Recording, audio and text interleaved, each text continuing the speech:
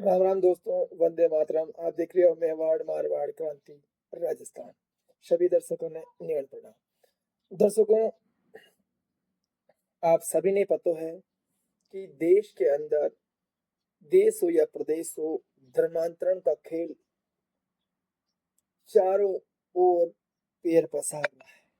इसी के चलते 22 तारीख को ब्यावर के अंदर 22 तारीख को ब्यावर के अंदर सबसे बड़ी और ऐतिहासिक चौहान सेना और मंगरा मेरवड़ा हिंदू चीता मेहरात माशबा, यानी कि इसके बैनर तले रावत राजपूत समाज और राजपूत समाज, करणी सेना, देव सेना, तेजाजी सेना, यानी कि देवासी समाज और भारतीय गुर्जर समाज और देव सेना, ब्राह्मण समाज हो या प्रजापत समाज से हो, यानी कि सनातन धर्म से जुड़ी पूरी एक बेलड़ी, जिसे मारवाड़ी में पूरी एक पौधा बोलते हैं, वट वृक्ष बोलते हैं, सनातन धर्म से जुड़ा और राष्ट्र के लिए अपना कुर्बानी देने वाले, जिन्होंने अपने पूर्वजों ने बलिदान दिया। तो दोस्तों, मैं डंके की चोट से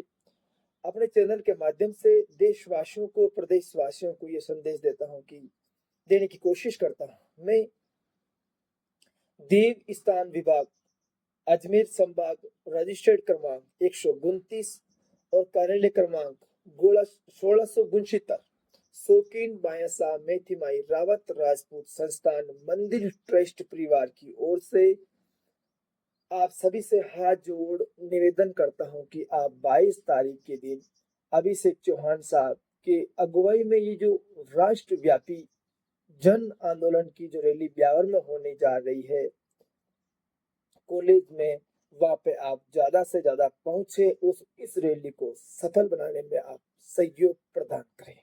दोस्तों, आप सभी को पता है कि राउत समाज में कोठात, मेरात, गोड़ात, इन समाजों को पिछली जो कांग्रेस सरकार ने मतलब 50 रुपए का हल्फनामा देकर जो एक षड्यंत्र पूर्वक दूसरी मुस्लिम जाति में डालने का एक जो षड्यंत्र किया, उसकी लड़ाई अभिषेक चौहान लड़ रहे हैं। मुझे उम्मीद है कि भारत सरकार और राज्य सरकार इसको कुछ लोगों के द्वारा एक समुदाय के कहने पे, लिखने पे वो कर दिया, वो बहुत गलत है, वो हम कभी स्वीकार नहीं कर सकते।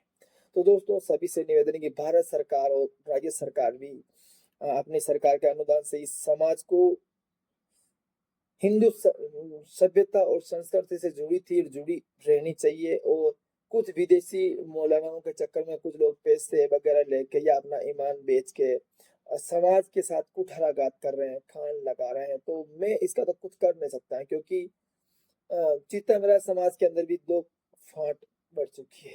इसमें जैसे जलाउद्दीन काठा साहब हैं और जो जलाउद्दीन काठा साहब है, एक जो और अभी मसूदा से चुनाव लड़े थे वाजिद खान चीता साहब, तो ठीक है, वो सरकार की लड़ाई लड़ रहे हैं दोनों। उनकी इच्छा है कि मुस्लिम समाज के अंदर हम अच्छे हैं, और अभिषेक चौहान साहब की लड़ाई है कि हम सनातन धर्म से जुड़े हैं, हम पूर्वजों को नहीं बदल सकते हैं। तो दोनों महापुरुषों की अलग अलग लड़ाई चल रही है।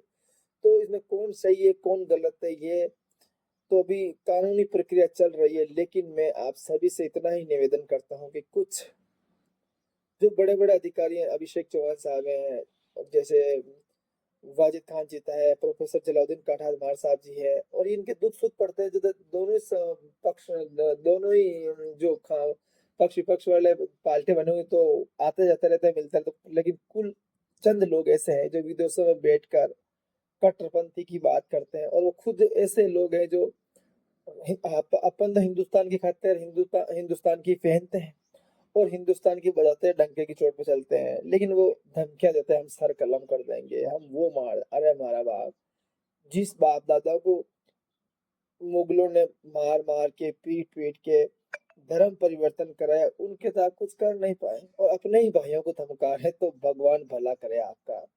परंतु इनको मैं सबसे कहता हूँ कि इनसे तो कोई भला होने वाला नहीं है। लेकिन अभिषेक साहब को ठीक है, भारतीय जनता पार्टी पसंद है, और वाजिद खान चिता भी अपने समाज के लिए मुस्लिम आरक्षण दिलाने की कोशिश कर रहे हैं, तो दोनों को वोट मिलेगा। अब किसका पलड़ा भारी है ये तो हम नहीं कह सकते, लेकिन हम सनातन धर्म के साथ अभिषेक चौहान साहब की बातों से सहमत होकर हमने हमारा लेटर पैड जारी किया, हम सहयोग प्रदान करते हैं। तो दोस्तों, जाते जाते सभी से ये कहता हूँ कि कुछ लोग दबंगई दादागिरी करते हैं, विदेशों में पड़े हुए हैं, दूसरे दूसरे देशों के खा रहे हैं, हम तो हिंदुस्तान खा रहे हैं, फिर वो 3 बार बोलते हैं मैसेज करना, धमकी देना। और मैं तो बात डालता हूँ, किसी का फोन आए तो मैं तो चैनल पर चलूंगा। और किसी का बकवासबाजी करते हैं ना, बकचोदी करते हैं कि ये कौन सा पत्रकार, ये क्या।